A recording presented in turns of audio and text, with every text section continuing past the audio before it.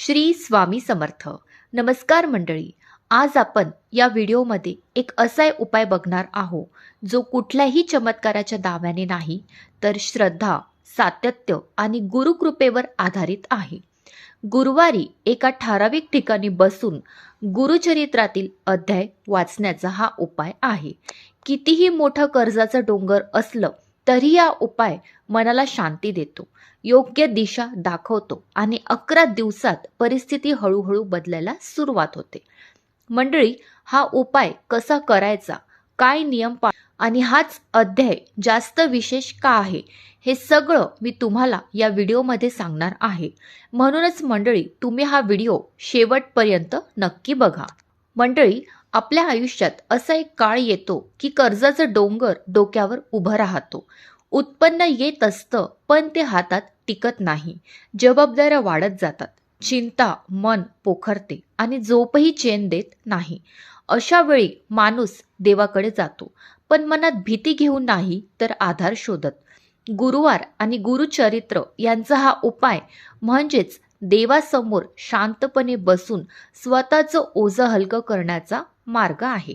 मंडळी, गुरुवार आणि गुरुचरित्र अध्याय हा असा आधार आहे की जिथे बसल्यानंतर आपलं मन हळूहळू स्थिर होतं, विचार स्पष्ट होतात आणि अडलेल्या वाटांना दिशा मिळू लागते. हा उपाय म्हणजेच पैशासाठी केलेली पूजा नाही तर आयुष्य सावरण्यासाठी गुरूंना शरण जाण्याचा मार्ग आहे. मंडळी, सगळ्यात आधी आपण बघूया की हा उपाय कधी आणि का करायचा. गुरुवार हा गुरुचा दिवस मानला जातो. गुरु म्हणजेच केवळ पूजनीय व्यक्ती नाही तर योग्य अयोग्याची जाणीव करून देणारी शक्ती आहे. कर्जाच्या काळात माणूस घाईघाईत निर्णय घेतो आणि तेच निर्णय त्याला अधिक अडचणीत आणतात.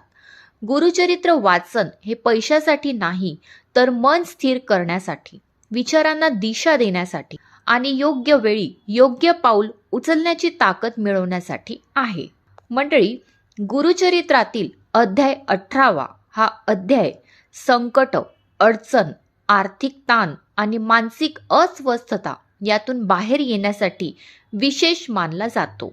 18वा अध्याय वाचताना तुम्हाला असं वाटतं की गुरु स्वतः समोर बसून शांतपणे आपलं ऐकत आहे आणि हळूहळू मनावरचं ओझं कमी करत आहे.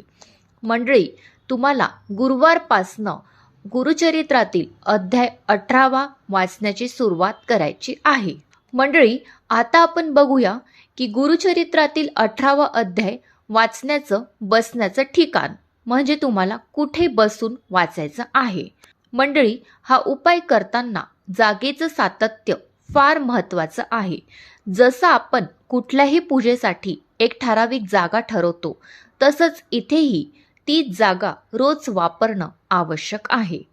घरात किंवा कुठेही जिथे तुम्हाला शांत वाटेल अशा ठिकाणी, जिथे सतत ये जा नसते ती जागा निवडावी. शक्य असल्यास पूर्वेकडे किंवा ईशान्य दिशेकडे तोंड करून बसावं. जमिनीवर आसन घालून बसावं आणि 11 दिवस तीच जागा ठेवावी. ती जागा बदलू नये. त्या जागी बसताना मनात एवढंच ठेवावं, आज मी गुरूंच्या सानिध्यात बसलेलो आहे. मंडळी, आता आपण बघूया पूजा मांडणे, सोप्या आणि मनाला शांती देणारी अशा शब्दात. मंडळी, ही मोठी विधी पूजा नाही, त्यामुळे या पूजेत जड साहित्य, गडबड किंवा दिखाव्याची गरज नाही. तुम्हाला लागेल गुरुचरित्र ग्रंथ, एक साधा दिवा, तुपाचा किंवा तेलाचा दोन्हीही चालतं, अगरबत्ती, पाणी, फुलं असतील तर अतिउत्तम. त्यानंतर मंडळी, तुम्ही ज्या जागेवर बसणार आहेत त्यासमोर गुरूंचा फोटो ठेवायचा. त्यांच्यासमोर एक तेलाचा किंवा तुपाचा दिवा लावायचा. त्यांना अगरबत्ती लावून दाखवायची. गडवाभर पाणी ठेवायचं आणि फुलं असतील तर त्यांच्या फोटोवर फुलं व्हायची. बस, तुम्हाला एवढंच करायचं आहे, कारण खरी पूजा ही मनाने होते, डोळ्यांनी नाही. त्यानंतर मंडळी, आता आपण बघूया कुठले कपडे घालायचे आणि कुठल्या वेळेत गुरुचरित्र पारायण वाचनाला सुरुवात करायची. गुरुवारी स्वच्छ साधे कपडे घालावेत. पिवळा रंग उपलब्ध असेल तर वापरावा, पण त्यावर अडून बसू नये. स्वच्छता आणि साधेपणा हेच मुख्य आहे. एक ठराविक वेळ निवडावी, सकाळी किंवा संध्याकाळी. शक्यतो 11 दिवस तोच वेळ पाळण्याचा प्रयत्न करावा, कारण वेळेचं सातत्य मनाला शिस्त लावतं. त्यानंतर मंडळी, पारायण सुरू करण्याच्या आधी तुम्हाला संकल्प घ्यायचा आहे. तो संकल्प मनात शांतपणे घ्यायचा आहे.